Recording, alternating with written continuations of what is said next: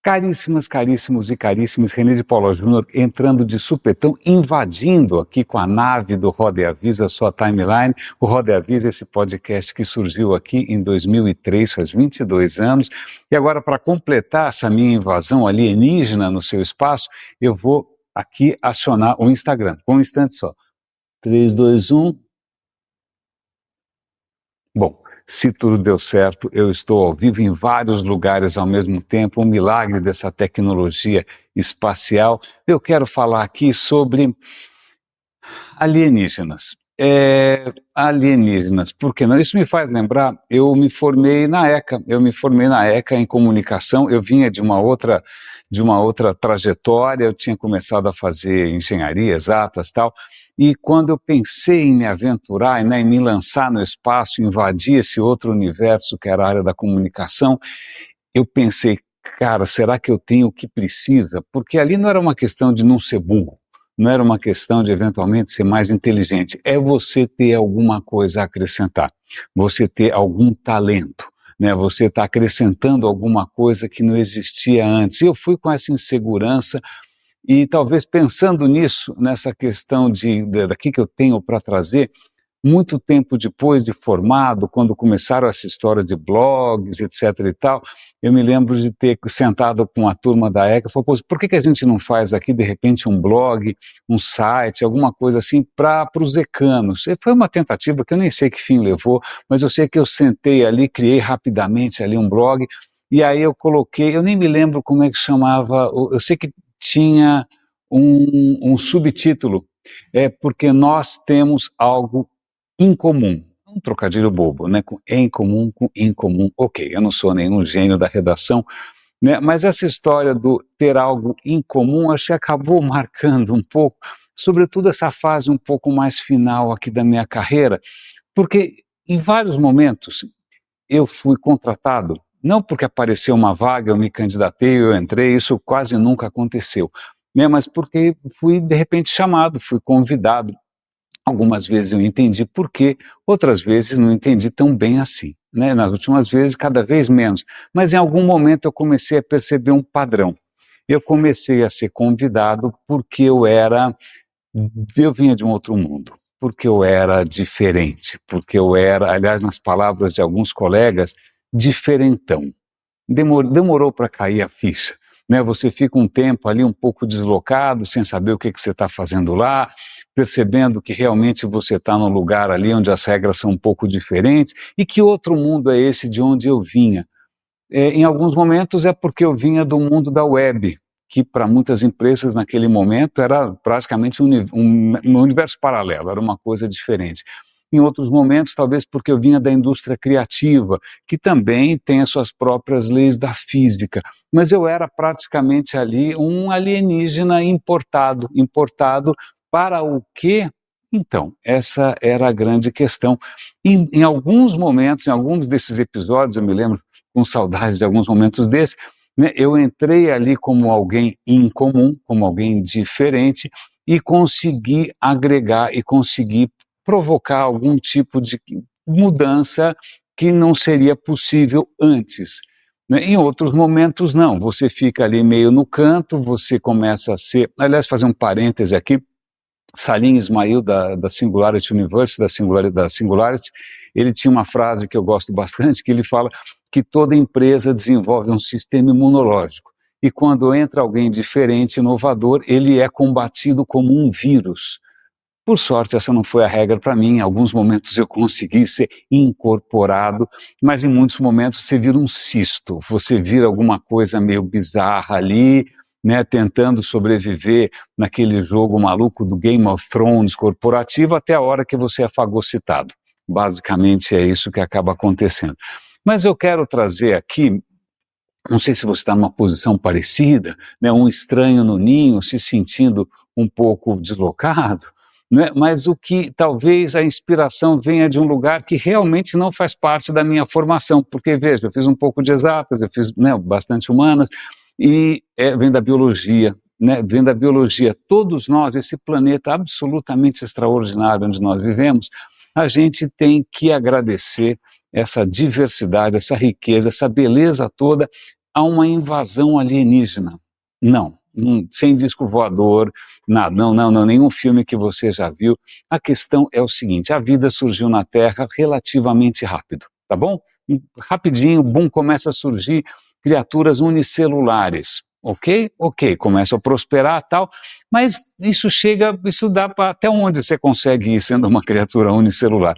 Não muito longe, sobretudo até por uma questão que é, já que a gente está falando de exatas, que é uma questão de física, que é uma questão de química, porque se você quiser crescer, você precisa de energia.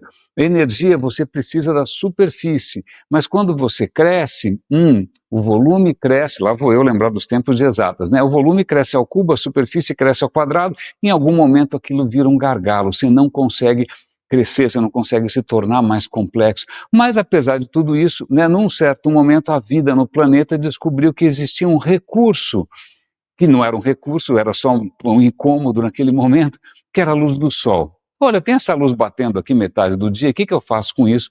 Algumas criaturinhas descobriram que com aquela luz elas podiam produzir, né, nasceu a fotossíntese, que não existia antes, que beleza. Né? Então aquelas criaturinhas conseguiam pegar um pouquinho daquela luz do sol, converter aquilo em energia, e que legal, tal, e aí elas começaram a produzir alguma coisa que, né, eu consumo bastante, que é oxigênio. Se deixar, eu não sei se por mim não sobra nenhum oxigênio na sala, vocês já perceberam, mas o oxigênio, você fala, mas que bênção, que milagre, mais ou menos, porque ninguém mais respirava oxigênio naquele momento. Todas as criaturinhas viviam de metano ou qualquer outra coisa. O oxigênio era um veneno. Pois bem, o oxigênio começou a se multiplicar pela atmosfera.